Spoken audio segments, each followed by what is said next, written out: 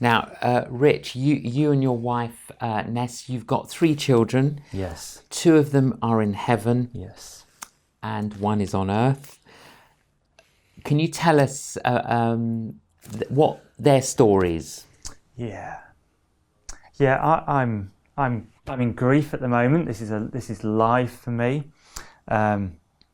16 and a half years ago, we had a baby boy called Josiah.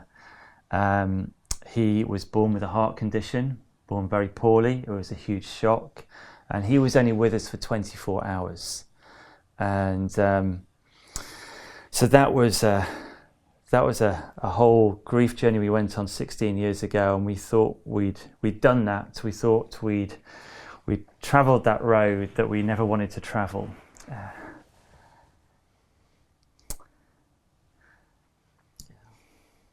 And then our third daughter, who came along, when was it? 2.5 years after Josiah was born, and was just the most delightful gift. Lauren. Yes. She had cancer when she was a little girl. That was another journey we went on. 18 months she had cancer, and we got through that. I write about that, and I write about Josiah.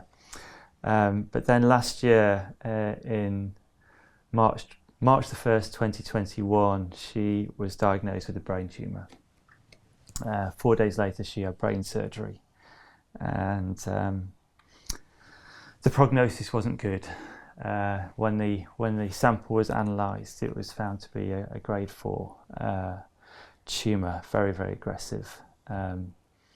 She made a remarkable recovery for the next 8 months. We didn't tell her how serious it was because we felt that it wasn't a burden she needed to carry. And we were also convinced that the future wasn't determined, that we believe in a God who heals and who can intervene. So we kind of held that space. It was a pretty torturous 8 months for me,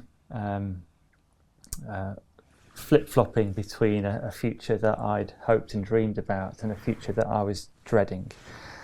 And then she started having some pain in September last year in her back and her neck, and I thought it because she'd just been to Jump Giants. She was healthy, she was running around, she'd had a great summer, we'd had a great time together, but it was persistent, and then we were away and she was sick, and that was not a good sign.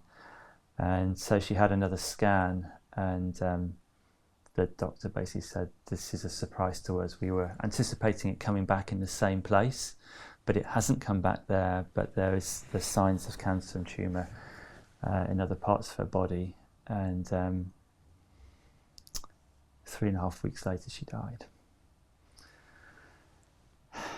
And so we're back in that grief journey. Yes. And a lot to process.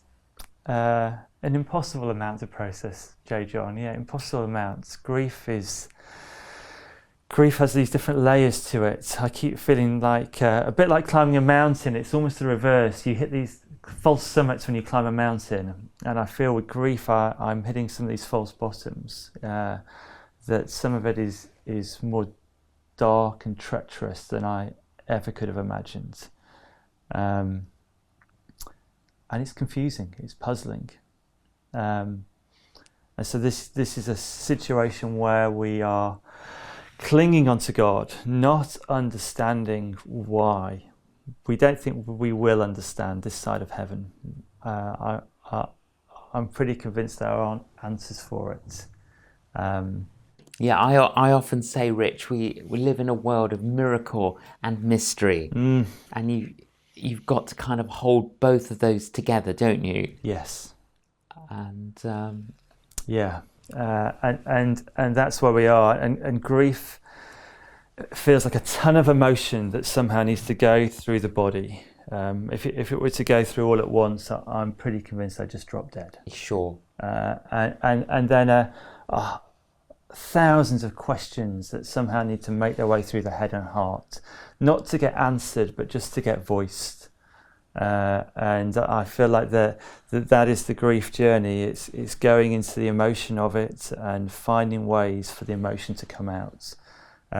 I thought I grieved well with Josiah, and it was only quite a few years later I realised that I had a residue of emotion in my body that manifested in my chest. And I went really numb, and I thought, God, I really don't want to go numb on this journey. I want to stay alive to you if I can possibly help it. And so far, it's actually 6 months in today. The tears have come every day. Yes. Every day, multiple times a day. But I don't know another way. No. Other than to face it, and in God, facing it is what we have to do. It's not something we're ever going to get over or get around, but somehow we have to move through and move forward.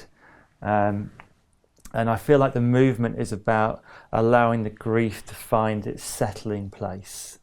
Not everyone agrees with this, but I'm pretty convinced we won't always be grieving her. I feel like it's a season, and it's a season we're in fully at the moment, and I don't know how long it's going to last. And then I'm hoping it will end, and then it's probably a place we'll visit, but it won't be a place we live. I really hope that you have enjoyed this interview. Can I encourage you to hit subscribe so that you can get more of these interviews in the future?